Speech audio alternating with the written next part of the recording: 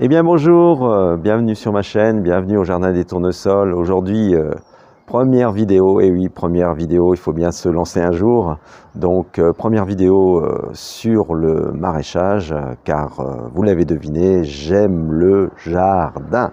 Voilà, donc je m'appelle Angelo, 55 ans, je possède un jardin urbain disons, pour le terrain 95 mètres de long sur 17 mètres de large. Et j'ai un jardin qui fait une surface d'environ 500 mètres carrés en comptant les plates-bandes et également les allées, bien sûr. Voilà, comme je le disais, je suis passionné de jardin, je suis énormément de vidéos concernant le jardin. D'ailleurs, je fais un petit coucou à tous nos amis nordistes, comme je ne l'ai pas encore indiqué, mais je viens du Nord. Vous pouvez peut-être l'entendre au niveau de l'accent. Mais je viens du Nord et fier de cette région. Et je remercie d'ailleurs nos amis nordistes qui font d'excellentes vidéos, que je suis vraiment de très près. Je ne vais pas citer, vous les reconnaissez bien sûr, Jaco et Lily, Rodolphe, F1 RCX, tous ces, et j'en oublie plein d'autres, hein, mais qui nous apportent énormément de choses. C'est vraiment des gens remarquables, et puis surtout que de beaux jardins, que de beaux jardins. Voilà, donc je suis passionné de nature, de culture, de jardinage, également les insectes, les oiseaux. Donc je vais commencer une première vidéo qui sera une présentation très rapide de ce jardin, et les différentes vidéos qui suivront seront consacrées bien sûr au jardinage et également à la découverte des insectes, des oiseaux, de mon poulailler, des poules, de différentes choses. Voilà, donc je vous reprends tout de suite. On va vous présenter d'abord le jardin. À tout de suite. Eh bien, de retour dans le jardin. Donc, voici, nous sommes à l'arrière de la maison, et vous pouvez voir la totalité ici jusque là-bas, jusqu'à la maison blanche de l'autre côté, avec les deux petites serres. C'est la longueur de mon terrain. Donc, on y va, c'est parti pour la présentation. Donc là, on arrive près du bassin, le petit bassin que j'ai construit avec uniquement des carpe-koi et poissons rouges. Voilà, le petit jardin. On peut découvrir tous des arbustes, des petits arbustes que j'ai plantés, car il n'y avait vraiment rien du tout dans ce jardin au départ. Donc là, ici, on a une très belle glycine que j'ai fait en genre palmier, j'appelle ça genre palmier, mais bon, une glycine que j'ai mis sur pied comme ça, au lieu que ce soit le long des murs, j'ai préféré la faire comme ça, en plein milieu, et c'est magnifique quand on a les grappes, ces belles grappes roses au moment de la floraison, c'est magnifique. Alors ici, j'appelle ça le jardin zéro, donc ça m'a pris, il y a environ 2 ans, de faire ce gros cercle, ici, un gros cercle où j'y pratique la culture des curcubitacées, que ce soit petits ronds, petits marrons, et cette année je compte y faire les courgettes, ça sera pas mal. Voilà, donc un apport bien sûr au sol, parce que j'ai oublié de le signaler avant. Le jardinage, le mode de culture que je procède au niveau de mes différentes planches, mes différents jardins, c'est tout technique confondue, hein. C'est aussi bien du jardin à l'ancienne que de la permaculture, de l'apport de compost, de mulch. Bien évidemment, comme tout jardinier qui se respecte, on essaye des solutions, on essaye de trouver des solutions pour que nos légumes se portent bien, qu'on améliore la terre, que voilà, donc ça vous connaissez, donc je ne vais pas encore expliquer tout ça. Donc là, c'est différents arbres, branches, comme je pratique un apport de BRF, ce sont des branches qu'il me reste encore à passer au broyeur. Donc, mais il est un peu tard pour, même très tard, pour ceux qui le savent, installer du BRF, il est un peu tard car après on peut avoir ce qu'on appelle la fin d'azote. Donc on expliquera ça dans les différentes vidéos, ce que c'est qu'une fin d'azote. Mais je vais mettre ce BRF en attendant, je vais le laisser composter, je vais m'en servir peut-être l'année prochaine, je vais le laisser dans un coin, ou alors peut-être en termes de paillis au pied des courgettes ou autre, on verra bien. Donc là, une petite allée de framboisiers. Là, on a des pommiers. On a ce joli pommier là que j'ai taillé la semaine dernière d'ailleurs. Bien sûr, les pommiers, on les taille, bien sûr, on essaye de les tailler hors gel, hein, bien sûr. Donc ici, un deuxième petit pommier. Alors, c'est des petits pommiers que je n'ai pas depuis très longtemps. Et il faut leur donner la forme pour l'instant. Là, celui-ci est bien parti. Voilà. Il est pas mal. Il est pas mal. Et on se dirige tout de suite, vous voyez, là sur le jardin numéro 1 que j'appelle. On a 5 planches. Donc on va faire le tour, comme ça on verra bien. Hop, on y va. Donc on a 5 petites planches pour ce jardin. Voilà. Alors il reste un petit peu de céleri, céleri à couper. Là, bien sûr, il a pris le gel, etc. Donc, bon, on va couper tout ça et en laisser quelques-uns pour monter à graines pour cette année. Quelques choux de Bruxelles, quelques choux. Là-bas, on peut voir des chouquelles. Et encore quelques carottes qui sont, bien sûr, en terre. Voilà, on va terminer de ramasser et préparer les planches tout doucement. Donc là, il y a 5 planches sur une dizaine de mètres. Hein. Voilà. Une petite haie. Là, bien sûr, la petite affiche sympa, la petite pancarte sympa, la permaculture. Voilà. Donc là, on continue. On arrive dans le jardin numéro 2. Voilà. Il y a aussi 5 planches dans le jardin numéro 2. Voilà. Et nous avons les artichauts. Des artichauts que j'ai mis l'année dernière. Figurez-vous qu'on dit toujours la première année, on n'a pas d'artichauts. Ben moi j'en ai eu. Et j'en ai eu pas mal par pied. J'ai compté à un moment 12 artichauts sur celui-ci. Il y avait environ 12 artichauts. Bon, des tout petits, bien sûr, c'est la première année, hein, mais j'avais lu dans un article que pour avoir des artichauts la première année, il fallait faire prendre froid le pied d'artichaut, c'est-à-dire il fallait l'installer vers mars, avril, pour avoir encore une gelée dessus, sur le pied d'artichaut, pour qu'il ait froid et qui fait naître des artichauts au moment de cet été, à l'été, à avoir des artichauts. Donc j'ai essayé, j'ai réussi. Donc voilà, encore une petite idée ou une astuce pour y arriver. Ici, c'est une planche j'avais fait du semis à la volée sur des betteraves. J'en ai eu énormément de betteraves. Là, on a quelques mâches qui ont pas très bien fonctionné, je l'avoue, vraiment. Pourtant, j'avais fait un beau semis, mais pas terrible. Les navets, pas très gros non plus. Donc, et là, on a un petit peu je vais m'approcher, on a un petit peu d'oignon blanc que j'ai mis au mois d'octobre. C'était septembre ou octobre? Oui, septembre. Le 4, regardez, je fais des petites affiches. Voilà, oignon blanc grelot, le 4-9 au 4 septembre. Et on a les petits oignons blancs qui ont passé l'hiver tout le long de la planche.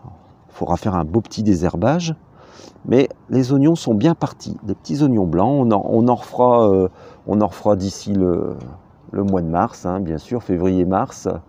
Peut-être dans la serre pour un premier semis. Là encore des artichauts et on avait ici des betteraves également et des carottes. le petit coin des aromates. Voilà, les aromatiques avec un peu de romarin, du thym, la planche des aromatiques tout du long, ici. Voilà.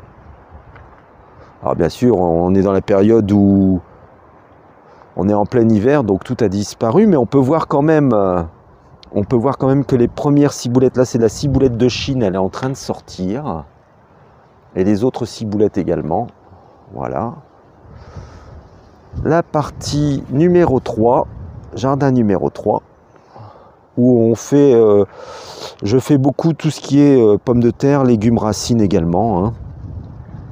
Donc voilà, le jardin numéro 3. Là, un prunier. Voilà.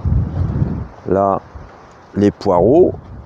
Bien évidemment, encore la mouche du poireau s'est bien installée, encore l'année dernière. Donc, j'ai vraiment eu du mal au niveau des poireaux. Voilà. Là, on a une dizaine de planches également. Voilà. Dizaine de planches. Voilà. Le jardin numéro 4, lui, on y va tout doucement. Voilà, le jardin numéro 4. Alors, au départ du jardin numéro 4, une très belle haie de mûriers. C'est des mûres énormes, mûres sans épines. Donc, c'est très, très bon, très bon. Là, j'ai refait une autre haie pour continuer avec une petite... voilà, on passe dessous, c'est sympa. Et là, j'ai fait mes... Sur le jardin numéro 5, qui est celui-ci, voilà, avec un beau cerisier, un ancien cerisier Montmorency à gouttes, et là, j'ai refait mon parterre de fraises, et cette année, j'ai décidé de mettre de la bâche noire, de récup, parce que l'année dernière, c'était très, très, très, très difficile. Les oiseaux sous les filets, les fraises qui étaient en grand nombre étaient dans la terre et c'était vraiment pas vraiment évident de ramasser des fraises comme ça. Elles étaient mangées par les oiseaux. Donc là, je vais mettre une grosse planche, tout le pourtour du parterre de fraises, comme ceci. Un grand carré, et comme ça, je pourrais mettre un bon filet dessus et là, tranquille. Ah, il nous reste quelques betteraves Chioggia. Regardez les belles betteraves Chioggia. Elles sont jolies, hein. Encore bien dures. Voilà. Et ensuite, la dernière partie. Alors, bien évidemment, toujours de la récupération. Là, c'est ma première petite serre que je dois nettoyer parce que, regardez, c'est bien vert, bien vert, bien vert. Et il a fait un peu de tempête et tout a craqué, donc en réparation. On va aller faire un petit tour tout à l'heure dans la serre. Là, ici, c'est mon petit châssis où je fais tous mes petits semis. Hein, quand je parle de mes semis, c'est souvent les semis de choux, d'autres salades, etc.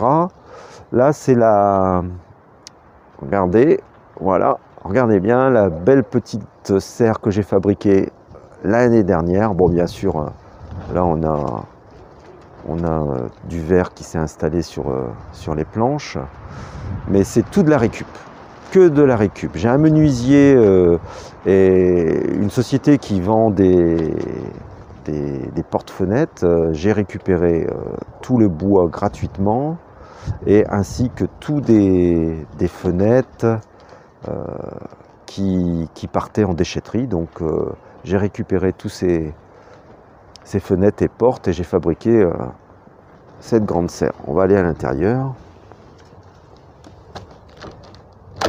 Voilà. Nous voici à l'intérieur de la serre. Il fait bien chaud d'ailleurs. Il fait meilleur que dehors. Donc voici la serre. Et il y a environ 2 ou 3 jours, j'ai fait les planches. Voilà. Alors le blanc, c'est de la cendre de bois pour apporter un peu de potasse. Et le tonneau qui se trouve là-bas va me servir de système d'irrigation. C'est-à-dire que je vais percer le tonneau à la base du tonneau, voilà, et je vais faire partir un système d'irrigation qui sera irrigué sans pression, hein. Ça sera la pression par rapport à la hauteur du tonneau, me donnera la pression dans les tuyaux, et on fera un système de goutte à goutte. J'ai acheté d'ailleurs en fin d'année les tuyaux, les petits bouchons pour les gouttes à gouttes, et voilà. Et on fera le système pour les 3 planches. Voilà. Voilà. Et là, petit système d'accrochage. Voilà, je vous fais voir le petit système d'accrochage pour accrocher les pieds de tomates ou les concombres un peu partout. Voilà. Système toujours en mode récup. Alors c'est tout simple. Je récupère sur mon lieu de travail des vieux cintres. Je coupe des morceaux de ces cintres, et voilà, avec de la ficelle de récup également, je fais partir mes pieds de tomates, je déroule et je fais partir mes pieds de tomates du sol, et ils grimpent tout le long de ces fils. Voilà. On va sortir, on va réaffronter ce froid. Voilà, et on va aller dire bonjour à nos amis les poupoules.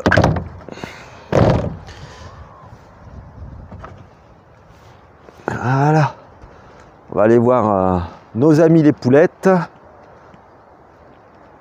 Nos amis les poulettes. Alors ici, qu'est-ce qu'on a mis? Ah oui, on a les topinambours au jardin des tournesols, le topinambour tout le long du grillage ici, et là on a des topinambours. On a également de l'ail que j'ai mis l'année dernière en fin d'année, donc qui est bien sorti d'ailleurs. Voilà. Et encore quelques artichauts ici. Voilà. On va dire bonjour aux poupoules. Alors, nous voilà dans le poulailler que j'ai fabriqué également avec beaucoup de récup. Hein, une grange a été démontée. J'ai récupéré toutes les planches. J'ai récupéré des vieilles tôles et j'en ai fait mon poulailler. Alors le poulailler se comporte de 6 poules, 3 poules rouges, 3 poules que je dis noires. Et voilà, avec Jucinette, Natoinette, Pierrette, Martinette, Christianette, Jeannette. Alors vous allez me dire, drôle de prénom, mais c'est en fait de la famille qui a donné, qui a offert l'argent pour acheter des poules. On va aller voir les petites poupoules, comme on les appelle. Bonjour les cocottes. Bonjour mes cocottes. Alors certaines ont eu un petit problème de poux-broyeur que je suis en train de traiter. Vous voyez, regardez ici, on voit bien qu'il manque pas mal de plumes. Voilà. Donc on va s'en sortir et je vais vous présenter le poulailler. Alors là c'est Pierrette. Voilà. Voilà, que de la récup, avec une trappe que je ferme chaque soir et que je ouvre bien sûr le matin. Voilà. Leur perchoir, voilà. Voilà. Voilà, elles sont là bien. Elles sont heureuses. Allez, on y va les poulettes.